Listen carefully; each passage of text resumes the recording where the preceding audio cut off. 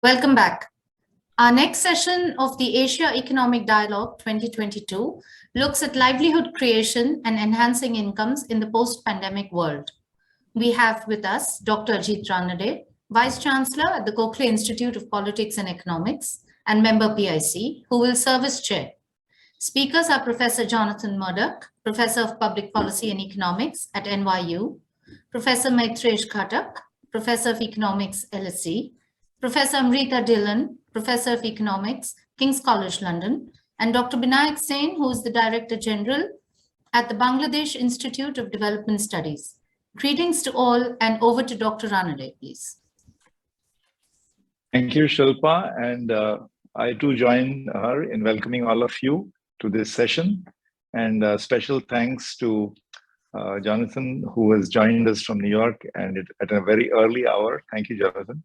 And thanks, of course, to Amrita and Maitreesh and Binayak for joining us. And I know they're in different time zones. It's actually quite interesting. I'm actually in Delhi, although I'm based in Pune, but today I happen to be in Delhi, and we have London and New York and Dhaka. And we have, of course, international participation in the conference.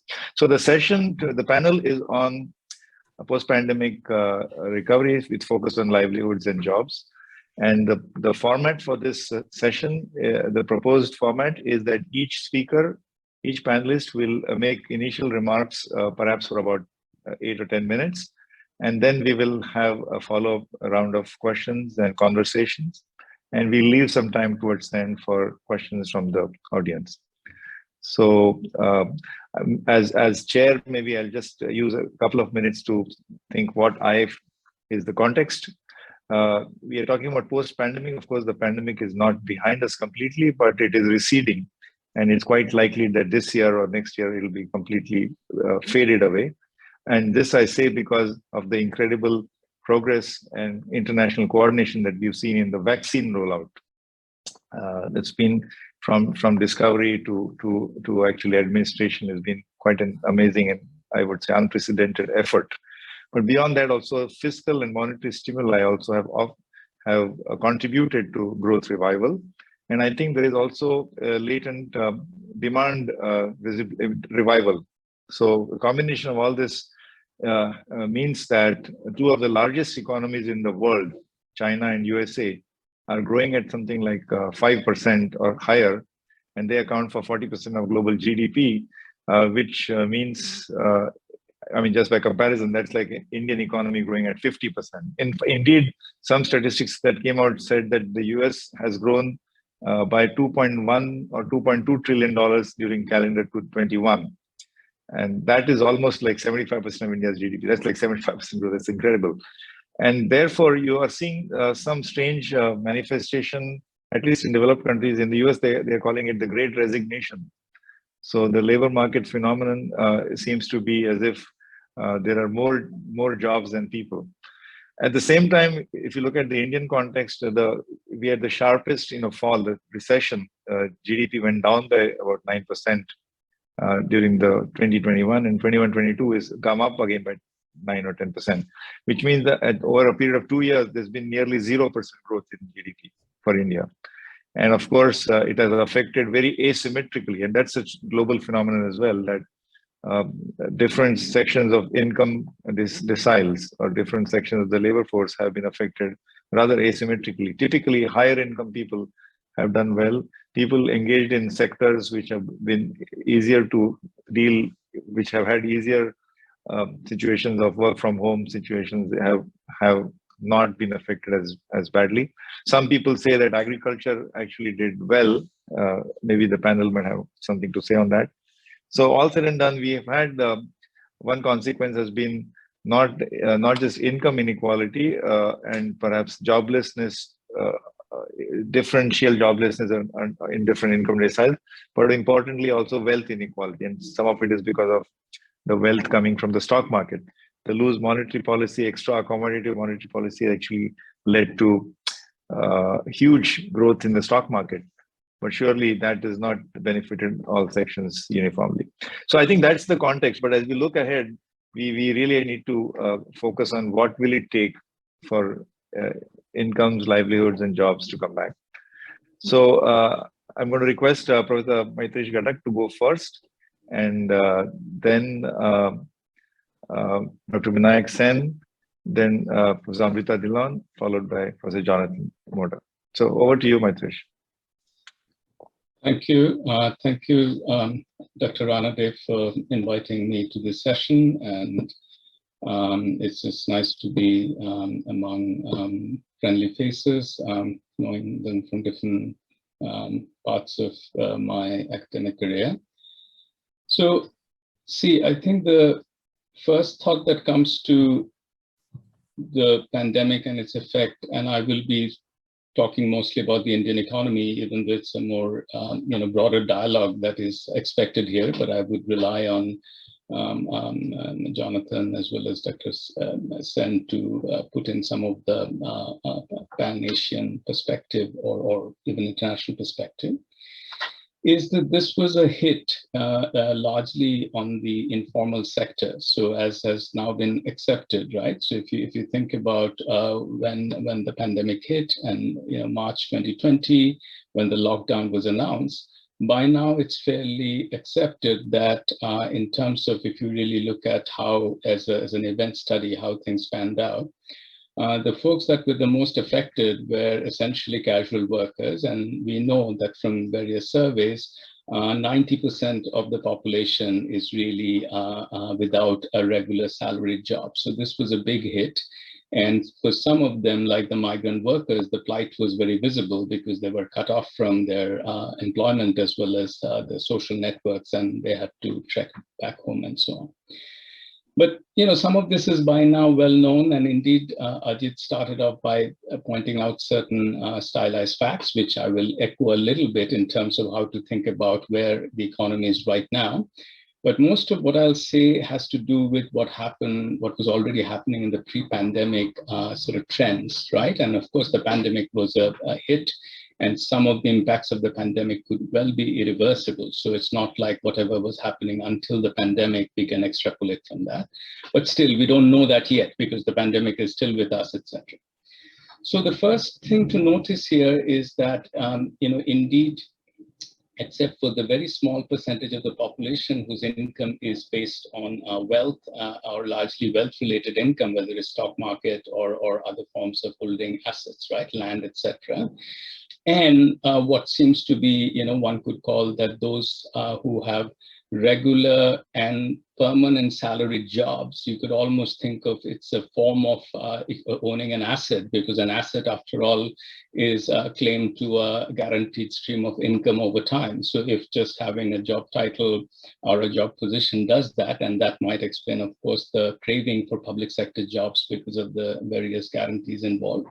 But that's overall still a minuscule minority of the whole population, for at most 5%, right? And 95% of the population doesn't really have this protection. So I think the first thing that is to be noticed is that we would expect inequality to go up somewhat, because essentially, there's forced saving also because of the shock to the economy, etc., and disruptions to expenditure and some of the service-oriented industries. And indeed, one would also expect a rise in indebtedness among the poor. And indeed, I've seen some studies, and I'm sure more will come up, right? So whatever we think about going forward, we have to keep in mind that there would be some sort of polarization here, that the very top and the rest of the economy, and especially the bottom part of the economy, their experiences are very, very different, right? And that of course, relates also to the social safety net type of discussion. But with this background, which perhaps is kind of fairly well understood and well agreed upon in terms of what the scenario is, I also was noticing some of the discussion, since this event is happening in February. The budget was passed recently, and some of the discussions around that also highlighted what the government is doing, what its resource constraints are, etc. So that is also something to keep in mind. And one of the most striking things is that for India right now, the interest payment to overall revenue ratio is approaching 40%, which is higher than even countries like Brazil, which are not exactly known to be in a very robust situation vis-a-vis their expenditure and composition of that. And indeed, therefore, if you look at just the ratio of expenditure on various other sectors, which are not interest payment, etc., right? That's about 12.7%, right? So that it kind of gives you sort of how tied the hands of the government are, because you're walking between the Scylla and the Charybdis, so to speak, that you can boost up the expenditure there, but the interest payments will then start accumulating and so on. So therefore, I want to make my sort of the second point is that it's not an easy situation, from the point of view of what are the degrees of freedom that the government has. But it does have certain degrees of freedom in terms of, I think the lunge towards protectionism is misguided, and many economists have already pointed about it. I'm happy to come back to that during the discussions. But surely, if just spending your way is constrained, even though I would certainly advocate some spending, especially those that would target the poorer sections. But to the extent there are hard budget constraints there's really not much of an argument for this sort of lurching towards the neo-protectionism that will eventually can only sort of hurt the economic prospects, because by restricting imports, you're de facto handicapping your exports, and unless there's a domestic kind of supply response that comes up, that's not going to happen.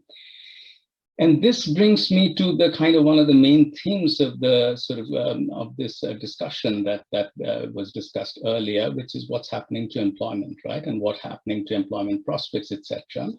And this is where, if you look at the numbers, and I will not necessarily clutter the discussion with all the different sources of statistics, PLFS, etc., some of the private service and all of that. But the bottom line is there has been increase in formalization of formal sector jobs. So even those jobs that were considered relatively good jobs, but without the unconditional kind of guarantee, there's been a spike in unemployment there, and there's been, some of them have been pushed more to informal and casual forms of employment. And of course, for the bulk of the labor force that is relatively unskilled, uneducated, and a huge amount of them are very young. So going back to the kind of so-called demographic dividend, the situation is pretty bleak, and that's why we hear all these stories about whenever there is some formal sector railways job openings, there's almost a near kind of mob-like situation, given how much interest there is. And this is where we need sources of labor demand to be boosted, and if the government is constrained in terms of, despite some increased expenditure on infrastructure that we saw in the current budget, but still, if it's fundamentally fiscally restricted, and I would once again emphasize that it should be pushed as hard as you can, because if you cannot do that in a crisis, when are you going to do that? But still, the reality of the interest payments and the overall flexibility of the government is restricted. At least do not take into sort of fall into a more dirigiste, protectionist, as well as increased regulation economy, because at least let some of the private investment as well as some of the export demand stimulate some of the labor market and hopefully kind of generate some jobs here. So I will kind of, this is my broad point in terms of the employment situation and the growth situation. I want to make a few remarks about kind of the support policy, or the kind of, social safety net policy, which was one of the themes that was highlighted. And then let my co-panelists take on some of the other issues that were mentioned. So if you leave aside the pandemic, there was, if you look at the numbers before that, one of the things that I've done in a recent paper, which is yet not publicly available, is you can work out, whenever we talk about growth and jobless growth, I think we keep on sort of using an average growth figure, whatever is the per capita GDP and its growth rate, etc. But one of the things that increasingly this whole world inequality database and percentage of income that goes, goes to different parts of the income distribution, If you combine all of that, you could actually construct differential growth rate by income groups. And that's a very instructive experience, exercise. And one of my recent papers, I'm kind of working on that. And one of the striking things is even after liberalization, while growth rates of all groups went up, right? The average went up and growth rates of all groups went up. There was actually a massive gap between the top 10% and the top 1% versus the bottom 50%. And that dynamic was very much there until the, I would say, early, 2011, 2012. One interesting finding, which might seem almost counterintuitive, is by some measures, this gap has shrunk a bit. And one of the ironic things is, if growth is inequalizing, then in the last 10 years, slowdown of growth, which is unmistakable, has actually not helped any particular group. I mean, there's still a gap, don't get it wrong. So it is still that the rich are growing at a faster rate. But interestingly, this sort of degrowth or slowdown of growth has actually, in a way, harmed all the groups, but ironically has reduced a little bit in terms of brought some of the richest sections down to their growth rates down, except for the super rich whose incomes are largely based on stock market earnings, etc. Their international events kind of partly the whole thing is driven by that, as opposed to the economic fundamentals of the rest of the economy. So Ajit, remind me if I have a minute or two, or should I wrap up? Maybe a minute or two, yeah, sure. Yeah, okay. So again, because I was asked to speak first, so pardon me for speaking in somewhat broad terms and drawing a big canvas here, and then I'm very happy to come back to some of the specific questions in the Q&A, and of course the other panelists will step in here. The other point that I want to sort of wrap up my initial remarks by saying, I am a strong proponent of having direct cash transfers in the Indian context. And I've worked a fair bit on this, both in the Indian context and in general. I think for a country like India, there are two arguments in favor of some version of a UBI, of course, keeping in mind the fiscal realities. And those two arguments are as follows. In a more developed country context, and I've written about it in the context of the UK as well, the welfare infrastructure is better developed for means testing. And given that the main trade-off with these unconditional transfers is, of course, if you have to give it to everybody, you can only afford a smaller amount per person, as opposed to if you can target it well, you can give more to the more deserving people. But to the extent that your welfare infrastructure is not very, well functioning, and you have exclusion and inclusion errors that could be quite serious, right? Then the case for means testing becomes weaker. And especially, I think, in a country like India, this is, or a poor country, or a country where a significant part of the population lives in extreme poverty, you're also vulnerable. This is something that Jonathan in his early work has written about. You're very close to the lines of subsistence. So therefore, having some support to prop you up, the case for that is much higher compared to, otherwise we all are aware of the issue that in the end, you have to teach a person how to catch a fish, as opposed to, kind of give them something that would sort of, just support their subsistence. But my point, and this is really my last point, that I think that if you think about a kind of unconditional lump sum amount, whichever that budgetary realities permit, Karthik Muralidharan and I have written about what we call the inclusive growth dividend, where we basically said, peg 1% of per capita GDP for this. And that is, fiscally not so unrealistic. Okay, of course, the sum would not be huge. But on top of that, you could also have MG Narega and some of these other transfer programs, including the public distribution system, which has actually been quite effective, despite all the problems. And in the recent budget, the allocation for Narega was cut, actually. Fact is, you could, there's no contradiction. Often a lot of the debate happens when you basically say, to do this, you're going to cut all the other things. But I think that the main argument here is that provide everybody with a base, right, that they can access. But after that, depending on needs and other forms of direct or indirect means testing, you could have these other programs. Anyway, I've spoken enough, and I'm eager to hear what the fellow panelists have to say, as well as the Q&A. Okay, thank you, Maitreesh. So one or two things that I took away is caution about not succumbing to protectionist tendencies, and important to keep the open economy commitment. Also about spending, that is if there's room to spend, including the universal basic income. So we will go to Binayak Sen now for his comments, initial remarks. Binayak, over to you. Thank you. Thank you, Ajit. Thank you for inviting me to this conversation. I would mainly focus on Bangladesh experience and try to derive a few things which may be of interest to the other countries and in general policy. First of all, to set the stage that even before the COVID, there were certain strengths in the Bangladesh economy and certain weaknesses. So certain strengths are located in the growth performance.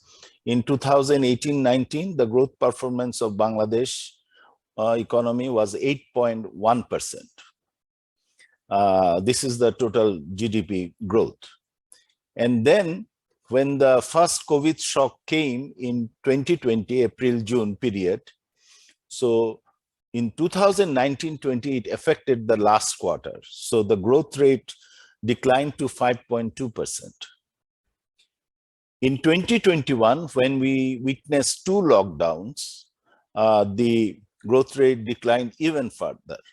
It plummeted to 4.5%.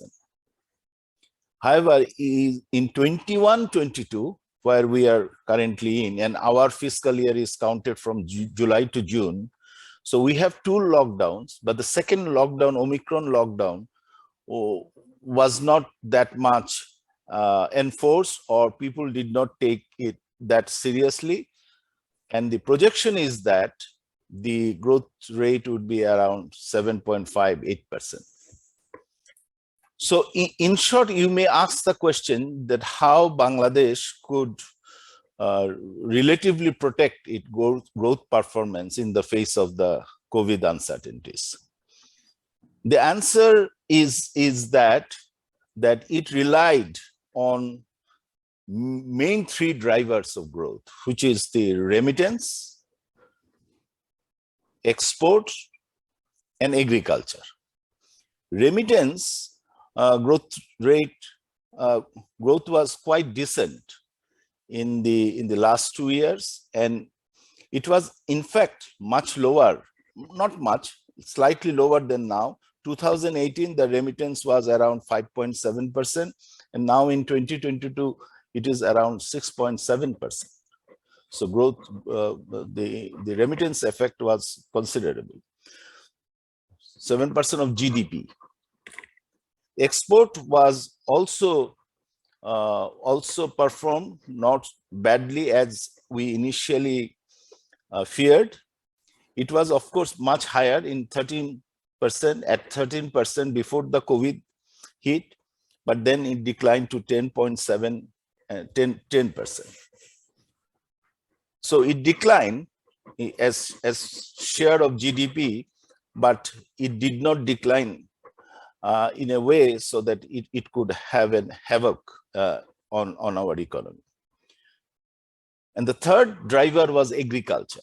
Agriculture consistently performed very well during the pre and post-COVID periods. Not only that during this period, we have witnessed certain clear trends of mechanization of agriculture, which was already there during the pre-COVID period, but the trend accelerated during for instance, the use of combined harvester in Haor areas or submergence areas, flood susceptible areas in Bangladesh. It started very rapidly from 1920, from fiscal year 1920. And now there is everywhere there is a use of tractors, power tillers, combined harvester. So having said that, I have to also say that COVID exacerbated the pre-existing vulnerabilities. In the social protection system, our 50% of the social protection transfer under various heads are estimated to be going to the non-target groups or special privilege groups, or in the parlance of economics, it's going to the non-poor. Extreme poor gets only 25 to 30% of the transfers, if you estimate from the mix data, 2018 data, and I have done a paper on that. So what is but that is a result for pre-COVID situation. There is no recent survey after 2018, but we can surmise that all pipes were already leaky and faulty, and hence whatever package the government has declared, if it wants to sort of push the resources through those pipes, it will not reach the intended beneficiaries. On top of that, 80% of the COVID infections were concentrated in the urban areas. And there is virtually very small presence of social protection programs for the urban poor. That is a legacy of the past, and that is still continuing, although there has been some change in the recent years, but more or less it is true.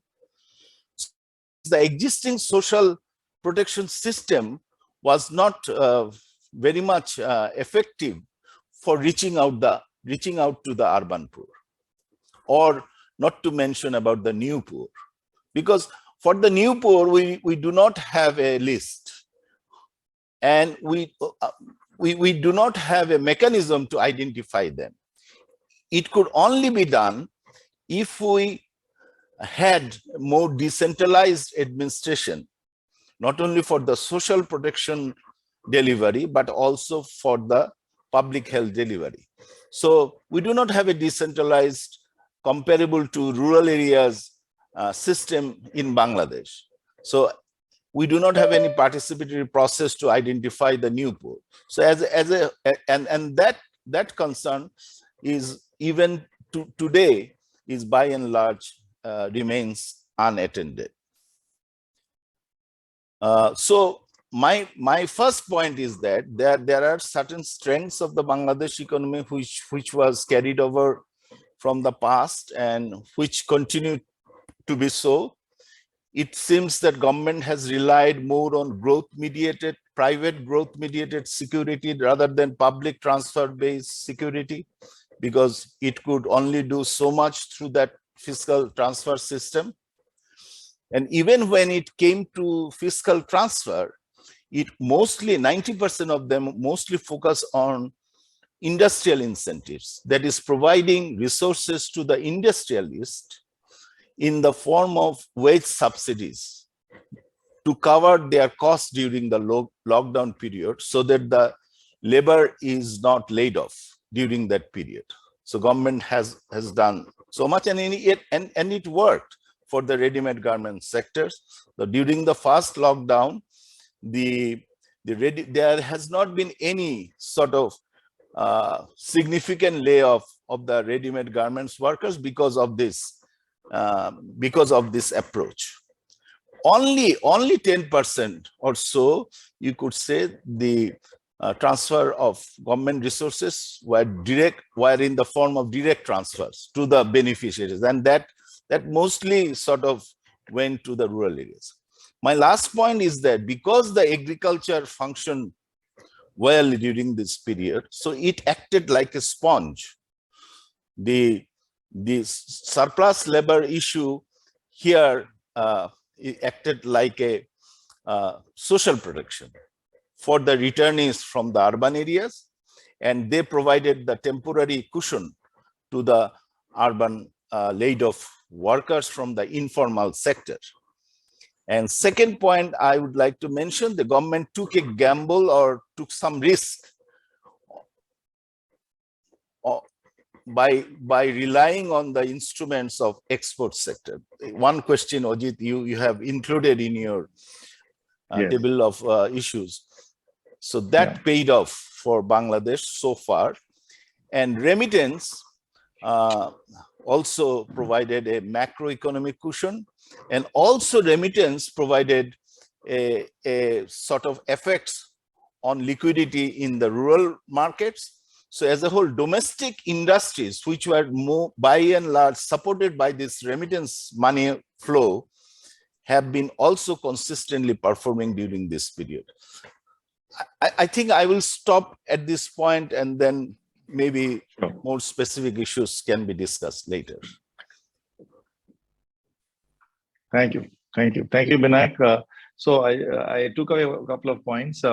One big difference between the Indian and Bangladesh experience was that India was already slowing down prior to the pandemic, whereas Bangladesh had a strong growth performance. Indeed, I think sometime in 2019 or 20, Bangladesh per capita income went ahead of India and maybe still there. The second interesting point you mentioned was the growth mediated, the dependence or the belief in growth mediated relief for income or poverty rather than explicit transfers. And interestingly, it looks like Bangladesh used this subsidy to employers, something that Germany did very successfully during the 2008 crisis, where there was very clearly, the realization was that having jobless people and having them to support on state-supported dole unemployment benefits was more costly than just giving a wage subsidy to ask employers not to fire workers, not to lay off workers. But that was in the developed country context. But I guess in Bangladesh also something similar seems to have been tried. And then last point about your export dependence, I think. But that says something about world demand, right? If exports are doing well, it's because the world economy is doing well. So we'll come back to these points. So I'm going to quickly move to Amrita, Dhillon. So Amrita, over to you. Thank you. Thank you very much, Ajit, and to the organizers for inviting me to this distinguished panel. So I seem to be the only one who's got some slides, but here we go. I'm going to share my screen. Sure. Okay, so just 1 minute. I need to get this.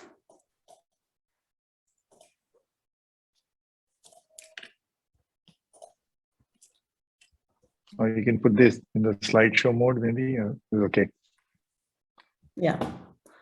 Okay, so I'm going to talk about female labor force participation. So as many of the panelists have done, I'm going to discuss first a little bit of the history for female labor force participation in India, and then talk a little bit about what the pandemic might mean for it. So just to give a very quick view of what have been the levels and trends, first let's look at the definition. It is the share of women aged 15 to 64 who report themselves as being employed or seeking work. So there have been two important things about this in India. One is the levels. So it's now around 20%, and because of the pandemic, it's even less, maybe more around 18%. This is according to surveys and census statistics used by the ILO, whereas the male labor force participation is 80%. So we can have a look at the World Bank estimates, but comparing it with China, for instance, the level in China is 61%, and Bangladesh, a close neighbor, has a higher rate of 34%. We are more comparable to Pakistan. So if we look at the World Bank, let me just do the slideshow. Yeah, if you look at the World Bank estimates, you can see from this graph how India compares to other countries. So you see how low India is relative to all low middle income countries, in which India is in that category of low middle income countries, and Bangladesh is doing much better. China, of course, is doing much better. So clearly there is a problem. Trying to get back to this. Yeah. So now if we look at how India, I want to show with this graph that India is actually an outlier, even on this feminization U-curve that has been proposed by many people and formalized by Claudia Goldin in 1995. So if we look at this U-curve, what it shows is that as countries develop, so in the lower, the lower stages of development, you have high female labor force participation. So the reason being that, if you think of a household making decisions, when they are very poor, there is almost a necessity for the women to go out and work. So these would be, jobs like manual jobs or jobs in agriculture, subsistence economies, and so on. Then as development proceeds, the wages increase, so slightly better jobs might become available. And it is in this situation that households can afford to make a decision about whether both members in the household or both, parts of the couple should go out, or whether only men or only women should work. And here, if we think of gender norms, mostly they favor women staying at home when the household can afford to do so. And there is some evidence to suggest that India does have these gender norms, which I'm going to come to later, but things like, if you look at the higher caste women, they seem to be less affected by incomes going up in the household. So that might be one reason why women choose not to work so much when their incomes go up a little bit, and they can afford not to work. But then as development proceeds and even better jobs become available, then the trade-off somehow changes, and maybe the opportunity cost of staying at home is much higher. So the substitution effect kicks in and more women would go out to work. So there's mostly a supply side explanation of why women, might prefer to withhold labor in the middle stages of growth. But even if India is on this declining part of the curve, we are much below many of the other countries. So this is especially puzzling because education for women has been rising in India. And now there is, parity with boys in enrollment in primary education, universal enrollment since 2015. And fertility rates are declining, which would suggest that, the household burden of childcare has reduced.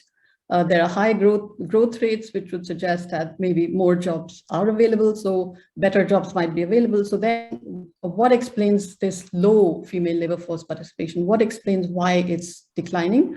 And it seems it's a combination of supply and demand side factors. So although there is no consensus in the literature, it seems that there is also a U-shape, in India at least, a U-shape in female labor force participation and the level of education. So in the initial stages, when women go, when they have primary school and secondary school education, both males and females have higher education. That leads to the household making a decision that women should not go out to work. And that is mainly because of the fact that leisure time is kind of a status, good. And there are gender norms which prevent women from especially taking on jobs which have a higher stigma, which involve them going far from home and so on. And some of this, as I said, was that it is the higher castes which show these gender norms much more strongly. And also in India, another piece of evidence which suggests that these gender norms are important is that it is unlike the developed countries where women tend to exit from the labor force when they have children. In India, it seems that it's more of a marriage penalty. And then the level of education is very important. So many of you might know that India is quite good in terms of, female labor force participation in the higher levels of education. So if we look at the aviation sector, we have the percentage of women in India is much higher than many developed countries. So it's just a huge inequality between, lower levels of income and lower levels of education and higher levels of education. So it is, as long as there is education is higher in low and middle levels, but not so much in tertiary education, we do see that there is, declining female labor force participation. And one of the reasons highlighted by Farzana Afridi and co-authors is that it is in these ranges of education that women might see that there are higher returns to, helping their children with school than the returns they get from going outside to work. And that's the trade-off they're making. So this U-shape in female labor force participation and the level of education is important in explaining what's happening in India. Then the demand side factors. What are the types of jobs in which women work? And as you know, it seems to be also it is not very good jobs. It is like things like, you know, in the informal sector, self-employment, you know, part-time jobs. These are the types of jobs that we see women in. I would say that the best jobs among the lower educated women are more in manufacturing, things like garment factories, similar to Bangladesh. So what's happened recently is, as was also pointed out by Professor Sen, that mechanization has been going on in agriculture, and that has meant that women cannot get manual work as they used to. So they cannot get paid work in agriculture, for example, weeding, due to the presence of this mechanization.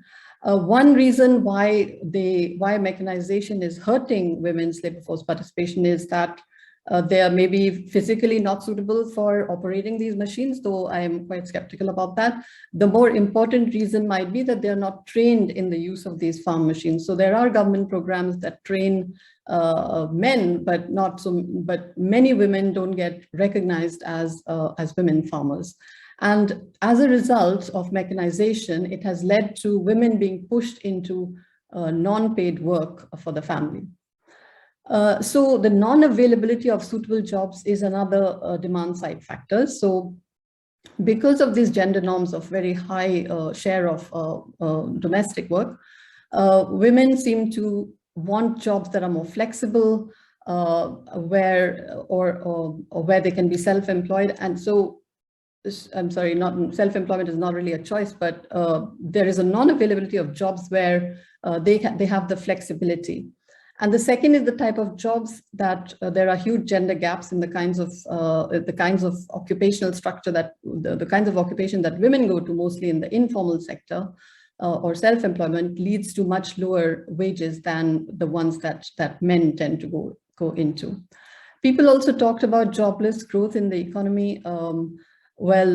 It's, you know, I think it's the lack of the sort of the match between the skills that they have and the kind of jobs that are available that is more the problem here. And that seems to be something that might get worse because we see that there are shortages in the IT sector. You know, these are all jobs that require a tertiary education, which a lot of women don't have, and maybe a lot of men also don't have.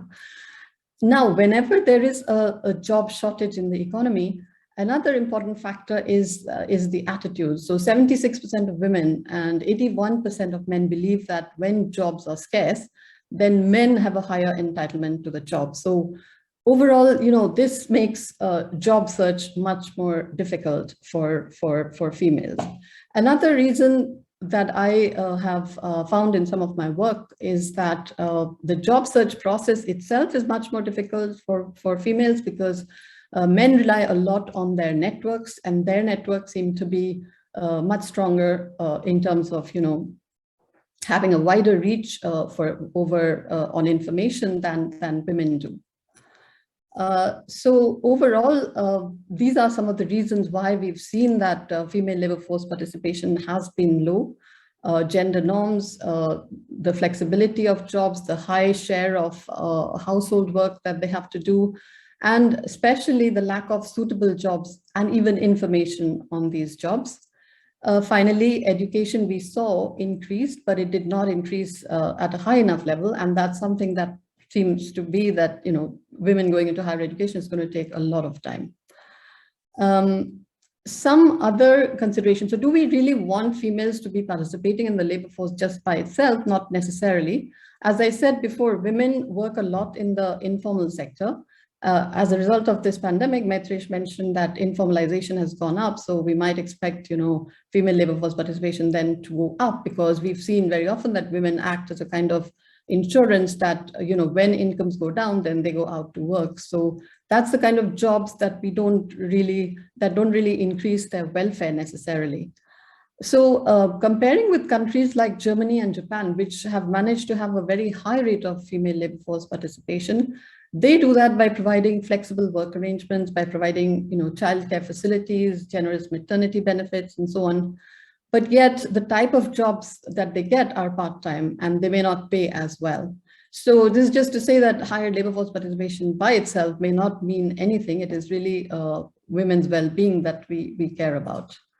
And then just to end, I want to give some success stories in India. So quotas have worked in the employment guarantee scheme, the MNREGA scheme, where there is a gender quota, but in fact, the gender quota has been exceeded, and 52% of workers were female in 2016. There is also wage parity in MNREGA. In education sector, where there is wage parity, there are many more teachers in primary and secondary schools, although they're still underrepresented in higher education. There is political representation, and there's evidence to show that even if this reservation is temporary, it does lead to providing a role model for women to voluntarily go into politics even later. And now some states are promising a quota in government jobs.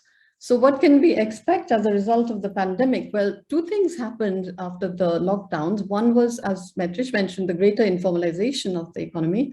And the second was that a lot of the male migrants returning home. The male migrants returning home has apparently led to a larger share of housework for the women, which may have negative consequences for their own labor force participation. And informality again means that the kind of jobs they will get will be much worse. So overall, in the long term, the challenge is to provide the skilling of the population to improve the match between the demand and the supply of jobs, and providing information on good jobs and matching of these jobs. And of course, prioritizing the sectors where women have traditionally been working, which are some of the good jobs: manufacturing, health and education, and so on. So I'll stop here. Thanks, Ajit. Thank you, Amrita. So the very detailed, in-depth analysis of this puzzle of low labor force participation of women, especially in India. I believe India's LFPR rate now is on par with Saudi Arabia, which is a very different context. And it's an interesting comparison that India, culturally, Bangladesh and India are not that different. So Bangladesh does not seem to be facing that problem. We don't hear of these similar concerns there. And I might add, culturally, of course, it's an Islamic country as well. So especially in the garment industry. But thanks also for pointing out to some of the success stories in the second last and the third last slide. Political representation and rural jobs guarantee scheme. I might just add one more anecdote that if you look at the medical schools, I believe the intake in the classes in the medical schools is more than 50% of women, increasingly across the country. That doesn't mean that 50% of the population of doctors is women, because these women who become doctors, they don't continue to practice, especially if they get married or have their first child. So that's a different challenge. But it's a very complex thing: demand side factors, supply side factors, cultural factors, and so on. But let's quickly move to Jonathan. Over to you. Thank you very much. It's an honor, it's a pleasure to be on this panel, to see old colleagues and friends, and to share some ideas. The pandemic has been difficult everywhere. In the United States, we have been a hotspot for a long time. I'm here in New York, where we've also recently been going through a wave. Last night, a number of my students couldn't come to class because they had COVID. So on the streets, one feels like in New York, maybe things are getting better, but it's still very much with us. And so this conversation about the pandemic is still very much midstream. But as Ajit, as you said at the beginning, we're hoping we are now seeing something more normal. And so we can look back and see what's been going on. And in many ways, what the pandemic has done, I think, has been to disrupt some trends. But perhaps more than that, it's helped us see some things more clearly that might have not been so clear before the pandemic. So it's reinforced tensions, it's reinforced trends which were already there. And Maitreesh very nicely put forward the notion of polarization. And polarization was something that was happening before the pandemic. The rich were getting richer, the inequality was widening, and and working people and the poor were struggling. And the pandemic, with the surprising success of the stock market over the last few years, until this year, the pandemic has actually generated a lot of wealth, as Ajit was saying. And so this polarization has only been exacerbated. And what we're seeing, and what it's helping us see, and the way that the pandemic has been helpful in illuminating issues around livelihoods, and I'm speaking here in the United States reference, but I will broaden to Asia. But in the US, it's helped us see that the struggles of a lot of American workers are not just about wages and not just about jobs. The unemployment rate has been quite low, but they're also about basic benefits, healthcare, childcare, that have not been widely available in the United States in the way, say, that they're available in Europe. And the pandemic has really shown that as a big problem. And what I'm imagining in the US after the pandemic is we will have a richer conversation about those kinds of benefits and perhaps the public responsibility to organize around childcare and healthcare. Which really brings us to an issue that Maitreesh touched on a little bit, which is job quality. Now, there's a conversation which I think we're going to be seeing globally on job quality in the next few years. Danny Roderick and Stephanie Stancheva at Harvard have written a few pieces recently, which are very nice on job quality. Their focus has been on wages. But as one spends more time with people who are struggling as workers, not just in the United States, but globally, the job quality issues are about much more than wages. They are about these benefits also, but they're also about stability and security. The same forces that have kept wages low, demand conditions, but also the structure of labor markets, kind of monopsonistic conditions, which have meant that we could have growth, but also low wages, have also meant that employers have had much more power to determine who works and who doesn't, how much time people get. And so what we've seen in the United States and what we see more broadly is people have steady jobs. They're employed through the year, but they don't necessarily have steady pay. A paper a few years ago, was titled Turbulent Revenues, Turbulent Wages. The idea that the risks that firms are facing, the volatility that firms are facing in their revenues are getting pushed onto workers. And so workers are seeing that in the ups and downs of their wages from month to month. This is a real issue in the United States, but it's also a broader issue globally, including in Asia. And it leads to household debt, it leads to economic insecurity. And it suggests sort of the main point that I want to make, which is that the livelihoods conversation and conversations about economic and financial security really need to come together. It's the livelihoods conversation is not just about incomes and wages, it's also about the volatility and insecurity of those. And that has a great connection to what's going on in household finance. And in some ways, household finances can help mitigate some of the challenges that are coming from the labor sector. So that's a point I want to come back to.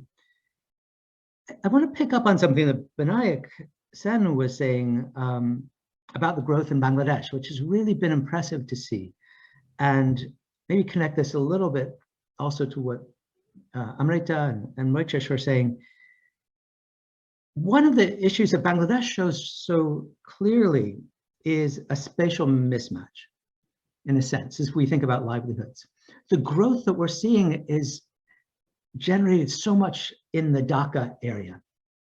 Right? And if one looks at the demographics of Bangladesh, it's really been amazing to see, in 1980, Bangladesh was 85% rural, right? 15% in urban areas. By 2000, Bangladesh was 75% rural. Today, it's around 60% rural. There's been an incredible movement, migration from from rural areas into the city. And the garment sector has driven so much of that. And so while it's been a success and we've seen job growth, we've also seen in rural areas another set of challenges. And globally, if we look at poverty, poverty is increasingly, well, as Binayak really nicely put it, we're not so equipped to address urban poverty, but extreme poverty is increasingly a rural issue. 80% of the extreme poor globally are in rural areas, almost the same fraction of sort of moderate poor by World Bank definitions are in rural areas, but the jobs are happening in the cities, right? And so there's this spatial mismatch, and mechanization, as Amrita is saying, mechanization is pushing rural productivity, but it is also undermining jobs for poorer households, women especially, who need those jobs. And so there's this mismatch that we really need to think about in this conversation. Partly I've done a little bit of work in Bangladesh looking at ways to help improve the efficiency of remittances from the cities as people are moving to the cities, remittances back to rural areas. And we can see that some simple technologies can increase the efficiency of those remittances, increase monies flowing back, and then you see in rural areas the recipients having an easier time with seasonal poverty and seeing reduced extreme poverty. That is a very different story than how we usually think about livelihoods in rural areas, right? Usually we think about programs like microfinance, helping to support self-employment, graduation programs. Maitreesh has some beautiful work on graduation programs recently, which provide a lot of resources to help develop livelihoods in rural areas. But really what we see as we follow what rural households themselves are often doing, it is trying to get workers out to the cities and thus to support the household in that way. And in fact, as we used to think about households simply as a unit, wherever it was, kind of ate together, lived together. But increasingly with new financial tools, bKash in Bangladesh, and all of these new banking tools, you could essentially have a household that's 500 miles apart that's really functioning as a household, where you have some family members in the city that are working there because the jobs are there, and then the rest of the family is behind. And so that opens up, I think, some important issues. If I have a few more minutes, I want to talk briefly about an issue that Maitreesh raised on universal basic income, which is very, very interesting. And I would agree that in the United States and places like this, it's a non-starter. People love to talk about it, especially the Silicon Valley types, but it's a non-starter. It's much too expensive. It's logistically much too complicated. You could raise taxes, but no one here likes to pay taxes. No one anywhere likes to pay taxes. It's a non-starter. But there is real interest in so-called guaranteed income programs, which are targeted and which are unconditional. And that's so no getting money, no strings attached. And that is seeing a really sort of interesting, somewhat tentative and somewhat experimental, but an interesting moment. Led by cities across the country in the United States, we're seeing more and more of these programs trying to get money to people, recognizing that housing has become very expensive, transportation has become very expensive, wages are low. And so the problems of the labor market need to be supplemented by some kind of income supports. And that's been very interesting to see. I've been working on a project in Los Angeles County that's giving about $1,000 a year, so quite a lot to low-income households. And we're in the middle of that project. But one of the big insights from that, and something that we've learned in Kenya, and something that relates to also the design of UBI in India, is that essentially, when we think about households' money problems, the first one is not having enough money, right? Simply not having enough income. But there are really two different kinds of saving problems or borrowing problems, or let's just call them money problems. And one is being able to smooth. So being able to have enough money every month to pay the bills, keep food on the table, etc.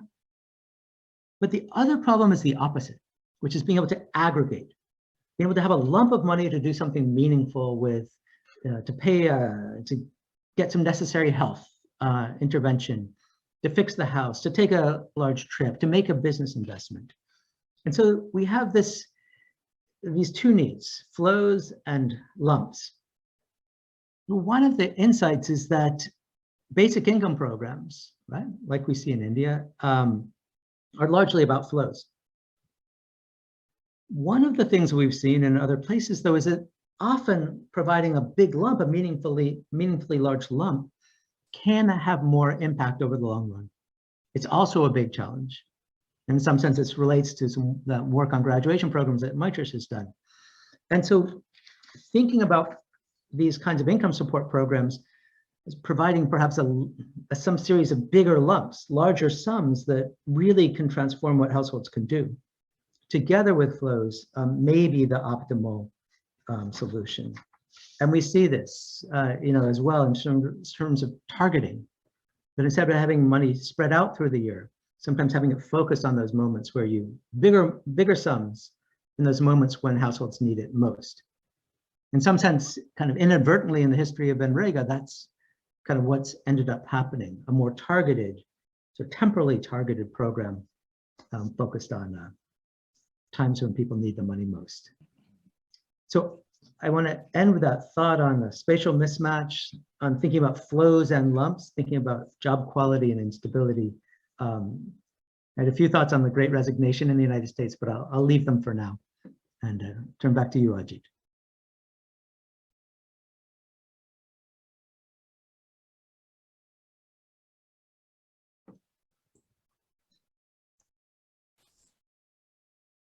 So a couple of things, Lord Jonathan, about spatial inequality, especially the rural versus cities. In India, when we talk about regional inequality, we're talking about different states of India, but I think explicitly you're referring to cities versus villages. And then the concept of a steady job but unsteady income. It sounded like a corporate sector job to me with a lot of bonuses, ups and downs of bonuses. Very interesting. And I would love to do a full session on UBI. And I know where Maitreesh is going to stand on that, but this arouses rather strong feelings among people. So we'll not go there today. I want to quickly have a round of questions. I know we have limited time. So I'll request you to keep your answers very brief. Let me start straight away with you, Jonathan. This is something about automation. I'm looking forward, towards the future. You said some trends were already pre-existing and they just got accentuated. I think the fact that we are talking to each other over Zoom shows this development. And automation is clearly a big phenomenon, big mega trend, I think. And Amrita also referred to it in the context of mechanization on the farms. So how do you think, what is your prognosis for this trend? Automation, 3D, artificial intelligence, and then impact on jobs. Of course, generically, economists like to say, some new stuff will come, new jobs will come, but this is a real issue. It's an interesting question. In the short term, I think one of the things that we need to pay attention to is not just automation taking jobs away, but also automation shifting the power toward employers away from employees. And really that gets to that question of job quality. Automation is one of the forces which is conspiring with other forces which are holding down wages, not necessarily taking jobs. I don't think we'll necessarily see it as jobs going away, but we'll see some of that. But I think the big will be people who have jobs who have harder time keeping those wages, moving together with growth, and also I think instability. Just increasingly, workers are being asked to shoulder more of the risk of firms. I think one of your New York University colleagues, Debraj Ray, I think has written some paper where he says that asymptotically the labor share of income is going to vanish to zero. But of course, that's typical Devraj way of putting things.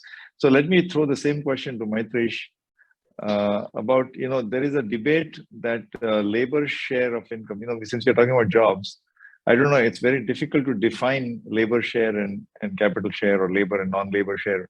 But there is a feeling that the pendulum has swung too much away from labor.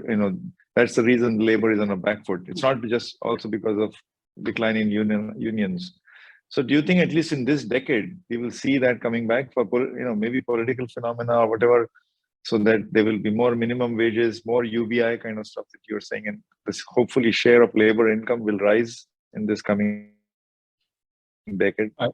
I would certainly hope so, but I don't really see much basis for, it would be kind of somewhat of a naive optimism, which we all need a dose of. But I want to quickly come back to just add on to something that Jonathan said and related to this question.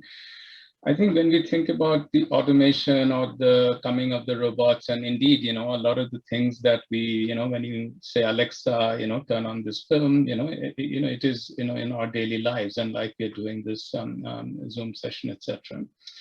But we have to keep in mind that there is developed and developing country differences, which are fundamentally different in terms of the labor endowment and what is the money at which people are willing to do work, right? So that's sort of one thing to keep in mind. And then within both developing and developed countries, you have to keep in mind the skilled and unskilled difference, right? Somebody will still have to pick up the, waste. Somebody will pick up to, build the ditches and all of that. So therefore, I think that the thing is not to pose this as a labor versus capital, somewhat 19th century, classical political economy stuff, which perhaps Piketty is a bit responsible, in a good way for focusing our attention on inequality, but it also lumps things together too much, right? I think what kind of labor is complementary with this automation technology, and just, for example, Raghu Rajan has mentioned in a recent piece, and I think others have mentioned it too. If this COVID-19 has led to jobs that can be done remotely, what is stopping, Hyderabad and Bangalore, and I have to mention this, my hometown, Calcutta, not stepping in, what, for example, what within the US can be done, right? So therefore, I would say that would be my general take on this. There are opportunities here, and therefore, let's not think homogeneously as a capital labor fight. But that aside, clearly there's been a shift. That's the whole Piketty, Zuckman, size kind of whole discussion, right? Whether it's shifting capital to tax havens, also globalization that has led to displacement of the, kind of blue collar workers in the, richer countries and all of that. Too much stuff. I'll just stop here. But yes, these are. I know. Very quickly, Amrita, what's the way out of this puzzle? This is really a long-term phenomenon of female. The decline has been over 10 years or 12 years, and it's gone down dramatically from 32% to 20%. So there's something really going on. Of course, your slides had a lot of alternate, many hypotheses and theories, but India really stands out. I mean, as I said, even Bangladesh. So do you have a personal conviction what is the way out of this? Is there one or two silver bullets? Yeah, so I mean, of course, one, you could argue that there are some measurement issues, I mean, in cross-country comparison. So, we can take it with a pinch of salt, maybe between Bangladesh and India, but yeah, overall, there is some consensus that it is relatively very low in India. So what is a silver bullet? Well, as I said, some of the policies that the government has already started, like quotas, seem to be good, even if these quotas are temporary, because they, as in politics, it shows that they help to encourage women to participate more, and especially in these areas like politics, for instance, or teachers. It should have externalities in terms of, educating children, giving them role models. And in politics, it's been seen that it encourages women in many other spheres as well. And the other main thing that my personal conviction is that there is like a huge mismatch between the jobs that women want and the ones that they're able to get. And so it seems that like maybe some, providing them information on jobs that are available, that are close to them, that are flexible, at least in the short run, that should be something that would work better. In fact, we have an intervention where we had one of these aggregator services, and we gave this information to women, poor women in Delhi living in the slums, to see if they would increase their take up of jobs. Unfortunately, the pandemic intervened in the middle, so our results are not that great. But I think the silver bullet is this matching, and then in the long term, encouraging women to increase the levels of education. So thank you. Let it be recorded that an economist has strongly voted in favor of quotas in this session, but that's okay. By the way, let's not forget one big success story of India. Nothing is temporary in politics, especially quotas. But one big success story I want to highlight again is the 12% of India's pilots are women, and the global average is of some 6%. So, and the pandemic, of course, hurt them very badly, the airline sector. But we're running out of time, so I'm going to give the last word to Binayak. Binayak, Bangladesh is the only one of two countries which actually recorded positive growth rate during the pandemic year. Maybe there are a few other handful, but prominent countries, China and Bangladesh. I don't think there's too many other countries which actually had a positive growth rate. So it looks like among all the developing countries, Bangladesh seems to be least worried about how to come out of the pandemic and how to, of course, Jonathan pointed out about the city versus village, but would you share that somewhat positive outlook that because you're doing well on exports, doing well on growth, so you're not so worried about the pandemic effect for Bangladesh? I recently did a paper for UNDESA studying the comparative experience of 18 countries. So I found that Bangladesh is unique in the sense that its manufacturing sector's share in GDP was only 11% in 91. It has increased to around 20% by 1920. No other sort of countries in the successful club was consistently increasing its manufacturing share in GDP, perhaps apart from China up to a period. But even in China, in the last 7 years, it is showing decline in manufacturing share in GDP. I think many of the puzzles are located here. Manufacturing sector does not only include export sectors. It is also domestic demand-driven industries where remittance played a role, where agriculture is playing a role.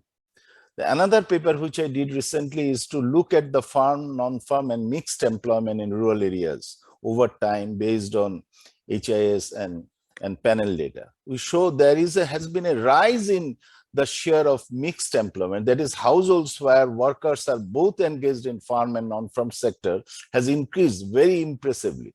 So in order, we have to support these households by investing in small towns rather than concentrating the efforts only in Dhaka and Chittagong cities, as Jonathan has mentioned. And just last point, I think the private income growth mediated security has worked for Bangladesh up to a point because it was also fiscally realistic, because our fiscal deficit actually remained more or less hovering around 5%. It has increased in the pandemic years to 5.5%, but it is not out of the line. So in that sense, it was realistic.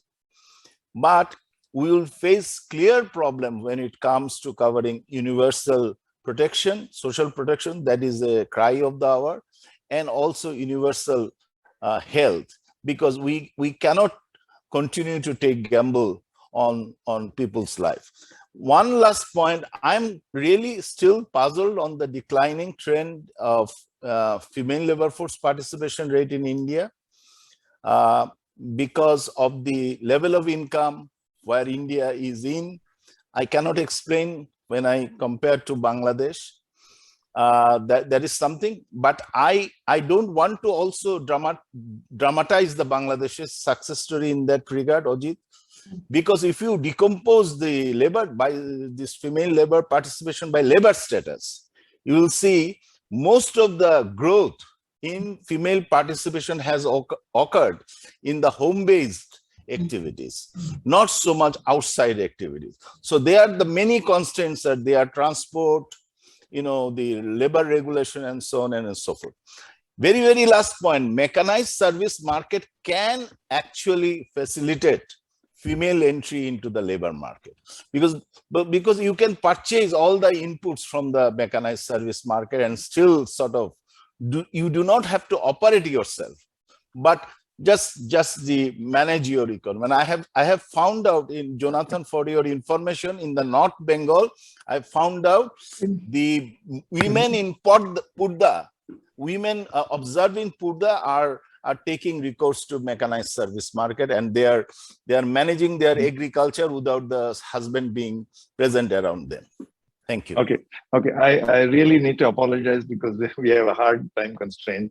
I promise we should have another session on UBI, another session on labor force supply, another session on automation. But Alexa says time up. So thanks, a huge thanks to all the panelists. Wonderful. Thank you. Having you, and I'm going to reach out to each one of you separately. Thank you all. Thank you very much. Over to you, Shilpa. Thank you. Thank you very much. I want to thank our stellar panel for their vital research and thoughts on this very critically important field of livelihood generation and good jobs. We will be back very shortly at 6:30 p.m. India time for the last session of the evening. Please join us back then.